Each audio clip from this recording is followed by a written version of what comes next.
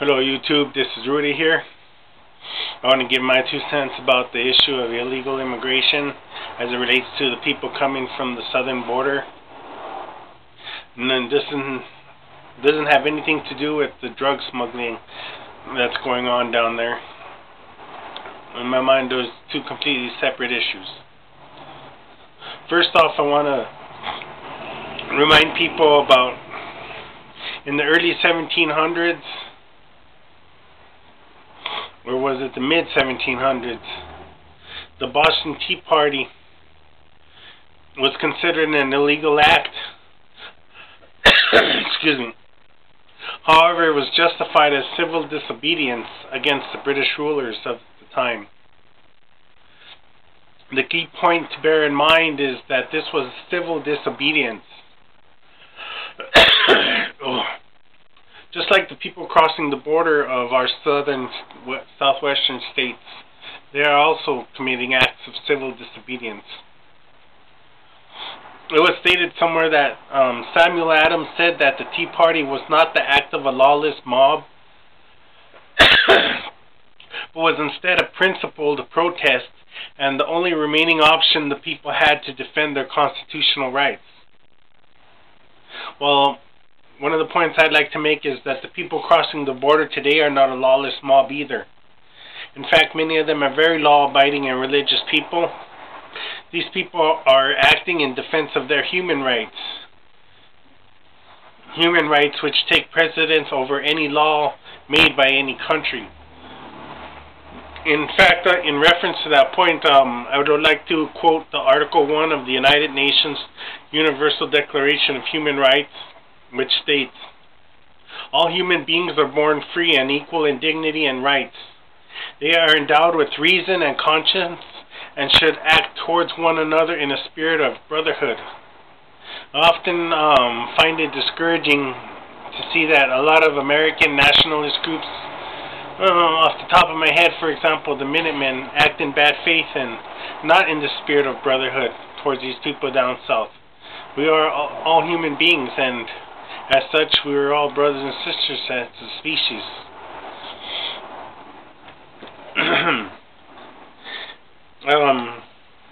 The present-day globalization of Western society is the root cause of hardship and poverty in these southern nations. And as such, the leaders of the Western world and its citizens have a responsibility towards those people who have been negatively affected by Western society. It is our duty as hosts of modern society to assist those who have paid the price for our comfort and stability. Your brand new knife, your brand new Nikes have been made in third world countries. Those people are paying the price for our comfort and our stability.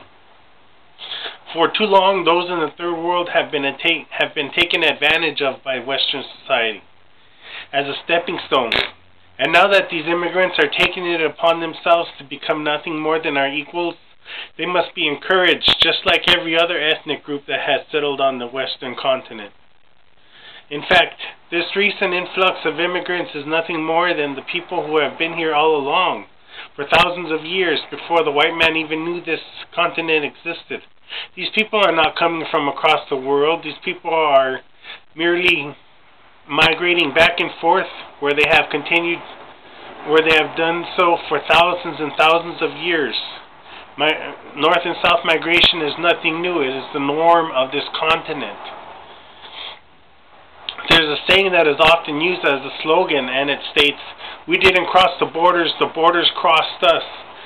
This simply means that our aboriginal normal cultural expression of trade and social interaction has been severed like a tendon. Malevolence and fear by government officials and ignorant nationalist groups will never stem the tide of incoming immigration. They will merely change the course of incoming immigration. Like the Mississippi River, mankind can never stop the water's movement, but only change the course of its inevitable flow towards its inevitable destination. The destination of immigration is self-determination, freedom, equality. These characters are values that are cherished by Americans, and it is hypocrisy to deny others these rights. In fact, the abolitionists of the 1800s were justified in breaking U.S. laws because the laws contradicted basic human rights. The illegal immigrants from Mexico and beyond are undoubtedly committing a misdemeanor by crossing the border, but these trivial infractions are done in the name of all mankind in defense of basic human rights. These laws are broken by a lot of loving and industrious people who are competent and stronger than many American citizens, in fact. How many American citizens can walk across a nation and peacefully insert themselves into a foreign culture as contributing members of that society? Most Americans can't even imagine crossing a nation without a gas-burning vehicle of some sort. It has been documented that those who come to the U.S. are of hardy character and therefore very capable individuals, intellectually as well as physically.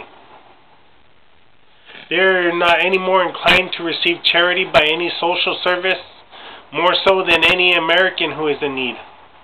Consider the fact that on many freeway off-ramps in our nation, there are white men sticking their hand out for free money, while right beside them is often a hard-working brown-skinned man or woman working for his money, selling flowers, oranges, etc. Most of these immigrants are very honorable people.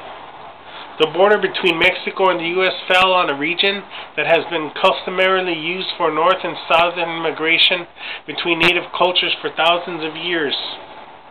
In fact, people in my family have on several occasions helped Mexican citizens illegally cross the border for one reason or another.